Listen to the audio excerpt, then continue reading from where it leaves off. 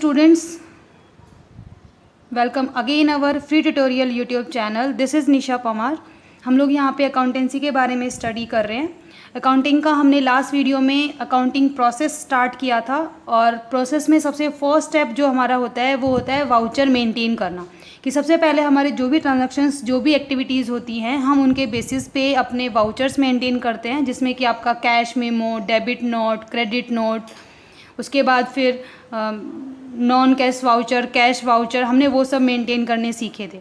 तो उस वीडियो से रिलेटेड लिंक आपको नीचे डिस्क्रिप्शन बॉक्स में मिल जाएगा, आप वहाँ जाके चेक कर सकते हैं। आज हम हमारा सेकंड स्टेप स्टार्ट करेंगे जो कि है जर्नल मेंटेन करना, या फिर उसको हम बोल सकते हैं बुक्स ऑफ ओरिजिनल एंट्रीज़। कि आपका जो भी ट्रांजैक्शन हुआ उसकी जो ओरिजिनल एंट्री जो होती है वो आपके जर्नल में होती है, ठीक है। और जर्नल में एंट्रीज़ के जो रूल्स हैं, जो फॉर्मूले हैं, वो मैंने आपको लास्ट वीडियो में एक्सप्लेन किए थे, तो उसका लिंक भी आपको नीचे डिस्क्रिप्शन बॉक्स में मिल जाएगा। तो आज हम जर्नल कैसे बनाते हैं, आज हम उसके बारे में स्टडी करेंगे। सो स्टूडेंट, जर्नल क्या होता है कि जर्नल में हम लोग अपनी एंट्रीज़ करते हैं। जो भी आपके ट्रांजैक्शंस हुए, जो भी एक्टिविटीज़ हुई, हम उनकी एंट्रीज़ करते हैं।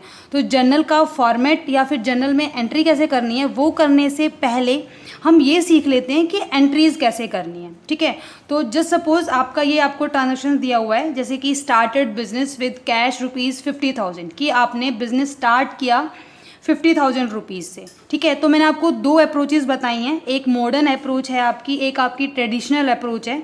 तो मॉडर्न अप्रोच के अकॉर्डिंग जो हमारा रूल था वो था आपका CIL, मतलब कि कैपिटल, इनकम और लायबिलिटीज़ अगर आपकी डिक्रीज़ होती हैं तो हम उनको डेबिट करते हैं, और अगर इंक्रीज़ होती हैं तो हम उनको क्रेडिट करते हैं। उसके बाद AE मतलब एसेट्स और एक्सपेंसेस, अगर इंक्रीज़ होते हैं तो उनको डेबिट किया जाता है और डिक्रीज़ होते हैं तो उनको क्रेडिट किया जाता है। हमने ये स्टडी किया था। तो देखो, सबसे पहले हमारा स्टेप होता है कि आपको जो भी ट्रांजेक्शन दिया हुआ है उसमें आपको दो अकाउंट ढूंढने होते हैं।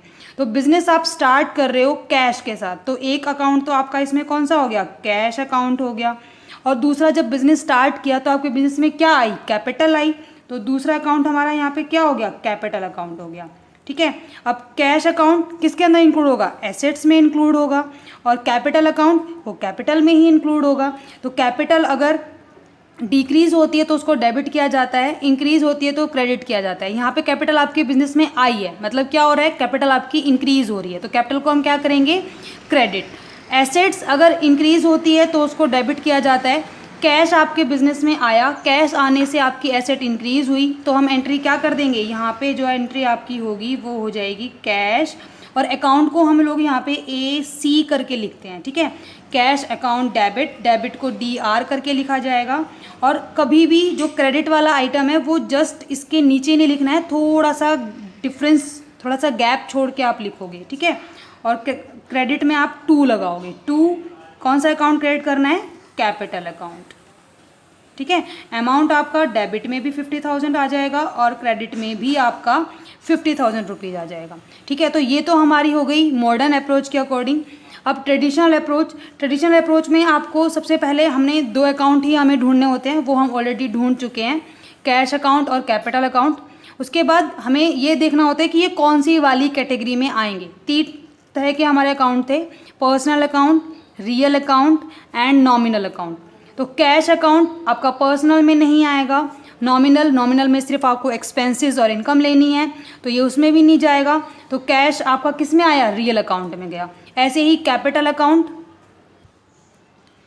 भी आपका रियल में ही जाएगा। तो रियल का फॉर्मूला आपका क्या था, debit word comes in, credit word goes out. तो यहाँ पे कैश आपका आ रहा है और कैपिटल आपकी आ रही है, तो यहाँ पे भी एंट्री क्या हो जाएगी, डेबिट वर्ड कम्स इन, तो कैश आया, कैश को हमने क्या कर दिया, डेबिट कर दिया, और 2 कैपिटल अकाउंट। मतलब कि आप कोई भी अप्रोच यूज़ करो, आप मॉडर्न अप्रोच यूज़ करो या फिर आप ट्रेडिशनल अप्रोच यूज़ करो, आपकी एंट्री सेम ही होती है।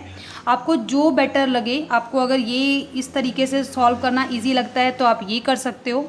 अगर आपको जो ट्रेडिशनल अप्रोच है हमारी, जिसमें आपको रियल, पर्सनल और नॉमिनल में अपने अकाउंट्स को डिवाइड करना पड़ता है, फिर उनके रूल्स के हिसाब से आप एंट्री करते हो, तो आप वो भी कर सकते हो, ठीक है। अभी 1-2 ट्रांजेक्शन हम लोग और ले लेते हैं जिससे कि आपको ये और अच्छे से समझ में आ जाएगा। सो स्टूडेंट हमारी नेक्स्ट जो ट्रांजैक्शन है वो है आपका परचेज गुड्स फॉर कैश ₹10,000। ठीक है, आपने क्या किया है, आपने गुड्स परचेज की हैं कैश में ₹10,000। तो इससे क्या हुआ, आपके दो अकाउंट कौन कौन से इफेक्ट हुए, एक तो इसमें आपका हो गया परचेज अकाउंट और दूसरा इसमें आपका हो गया कैश अकाउंट। क्योंकि देखो परचेज आपने किया है और कैश आपके बिजनेस से जा रहा है। ठीक है, तो इसमें अगर हम ट्रेडिशनल अप्रोच वाला फॉर्मूला लगाएं तो ये दोनों के दोनों अकाउंट आपके किस में जाते हैं, रियल अकाउंट में जाते हैं। और रियल अकाउंट का रूल क्या होता है, debit word comes in credit word goes out. तो डेबिट किसको करेंगे, परचेज करने से क्या हुआ, गुड्स आएंगी, तो हमारे बिजनेस में गुड्स आई हैं, कैश हमारा जा रहा है, तो क्या एंट्री हो जाएगी यहाँ पे, purchase account debit to cash account. And अगर हम इसी एक्टिविटी को, इसी ट्रांजैक्शन को अगर हम मॉडर्न अप्रोच के अकॉर्डिंग करना चाहें तो देखो परचेज और कैश दोनों की दोनों आपकी एसेट में ही आती है। और एसेट अगर इंक्रीज़ होती है तो उसको डेबिट किया जाता है और एसेट अगर डिक्रीज़ होती है तो उसको क्रेडिट किया जाता है। तो परचेज करने से क्या हो रहा है, आपकी गुड्स आ रही हैं, मतलब आपका स्टॉक बढ़ रहा है, तो ये आपकी एसेट इंक्रीज़ हो रही है, तो क्या करेंगे, इसको डेबिट करेंगे। और कैश क्या हो रहा है, कैश आपका कम हो रहा है, एसेट आपकी डिक्रीज़ हो रही है। जब एसेट डिक्रीज़ होती है तो उसको क्या किया जाता है, क्रेडिट किया जाता है। मतलब कि आपको ट्रेडिशनल अप्रोच आप यूज़ करो या फिर आप मॉडर्न अप्रोच यूज़ करो, आपकी एंट्री में कोई इफेक्ट नहीं आएगा। ठीक है, एंट्री हमारी यहाँ पे क्या हो जाएगी, परचेज अकाउंट डेबिट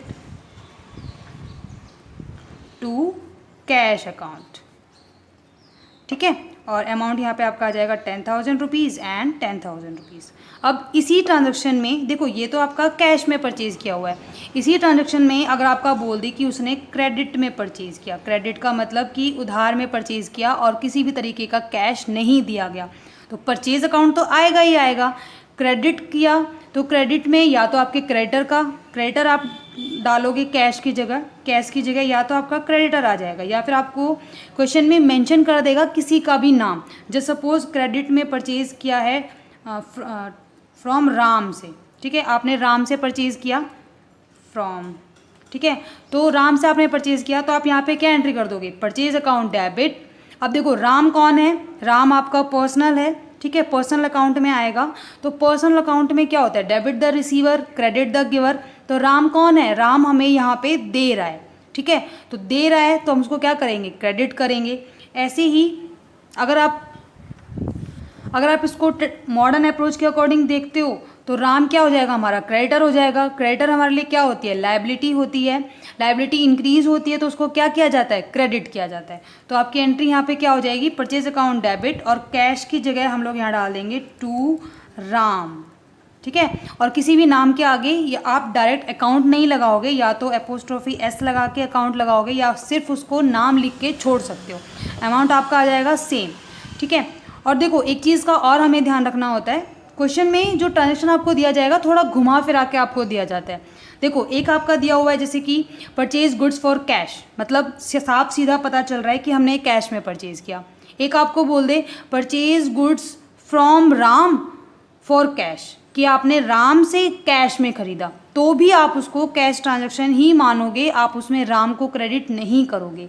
लेकिन अगर आपको बोला है परचेज गुड्स फ्रॉम राम, तो इसका मतलब क्या है, आपको नाम बोला है तो भी वो क्रेडिट में आपने परचेज़ किया है, और अगर आपको क्रेडिट मेंशन किया है तो भी आपको क्रेडिट में परचेज़ किया है।